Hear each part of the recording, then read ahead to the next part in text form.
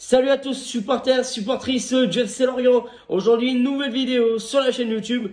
Et oui, mes amis, aujourd'hui, débriefing de ce match entre Bastia et Lorient. La rencontre vient juste de se terminer et il y a quelques minutes. Donc, nous, on va ensemble, bien sûr, débriefer cette rencontre. Et il s'est passé beaucoup de choses sur cette rencontre. Donc, bien sûr, on va revenir ensemble de ce qui s'est passé. Lorient et Bastia viennent de se quitter, mes amis, et il y a quelques instants, un score nul et vierge, 0-0. Donc, Lorient se déplaçait avec de nombreux blessés, donc les absents côté Lorientais, Kaloulou, Adjei, Ferbos Mendy, Pablo Pagis, ainsi que Mohamed Bamba et Elie Junior Kroupi, tous blessés. Stéphane Diarra était trop juste pour la réception de Bastia. Voilà, on espère le voir pour le prochain match au Moustoir. Olivier Pantaloni donc aligne donc ce soir la titularisation de Sambou Soumano, de Panos Katseris et de Julien Posso sur les ailes. Laurent Bergel au milieu de terrain avec Mbong et Jean-Victor Makengo, notre charnière défenseur, Yongwa Laporte Albi, ainsi que Igor Silva et notre gardien Kaloulou. Dès le coup de sifflet, Lorient va se montrer agressif, va sortir les crocs, à se montrer tout de suite des occasions. Le centre de Julien Posso pour Panos Katseris qui frappe, mais le ballon qui est bien récupéré par le gardien de Bastia. Lorient va continuer à se montrer agressif, aller vers l'avant et va commencer à se faire peur quand même, avoir quelques petits relâchements, mais Yvan Mbongo peut intercepter ces contres-là. On joue à la demi-heure de jeu et là, grave accident, puisque Julien Posso est volontairement fauché avec cette fois-ci le carton rouge pour Bastia, un carton rouge direct.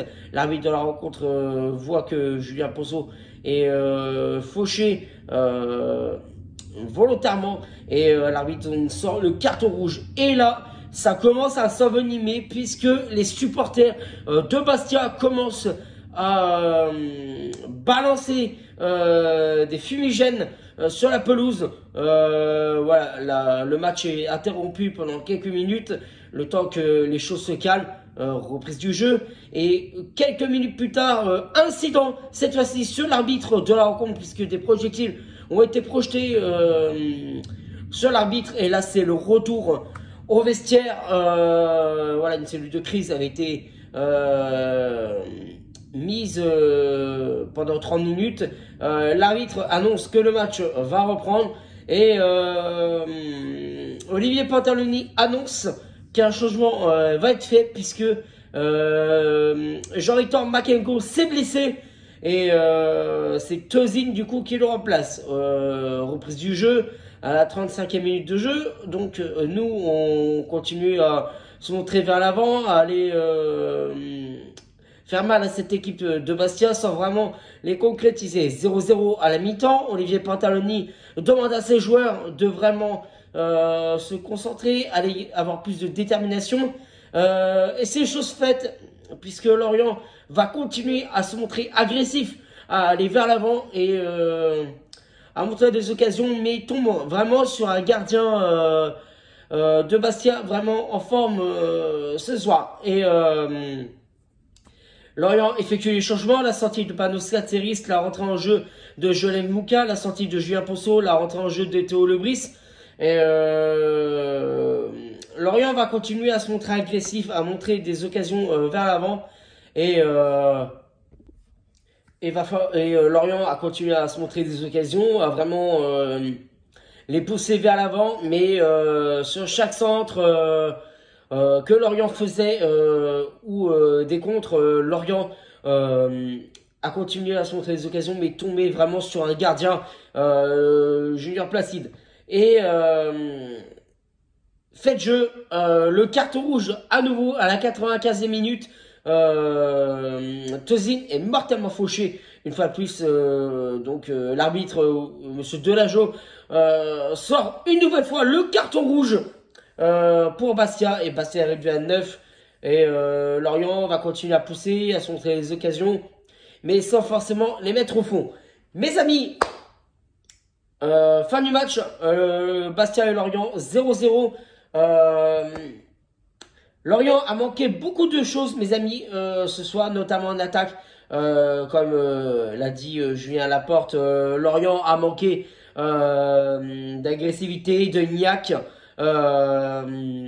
On les a pas punis et c'est vrai que Lorient a manqué beaucoup d'agressivité en attaque et c'est vrai que là il va falloir vraiment que Lorient soit beaucoup plus enrageux dans le secteur de l'attaque parce que c'est vrai que là on a eu défense vraiment costaud, notamment avec un Julien Laporte et Montas Sartalbi qui ont fait le boulot, ainsi que Yongwa et Silva qui ont bien su protéger les ailes. C'était nos points faibles depuis quelques matchs et c'est vrai que ces choses-là ont été réglées et ça fait plaisir à voir, mais il va falloir que Lorient en règle ce problème-là niveau attaque. Mes amis, ça devient compliqué dans l'effectif de Lorient avec les blessés que je vous ai dit il y a quelques minutes avant ce débriefing. Et du coup, Jean-Victor Makelgo qui vient se rajouter à la liste des blessés. Et pour Pablo Pagis, c'est une entorse de la cheville, tout comme Mohamed Bamba. Mes amis, je vous invite vraiment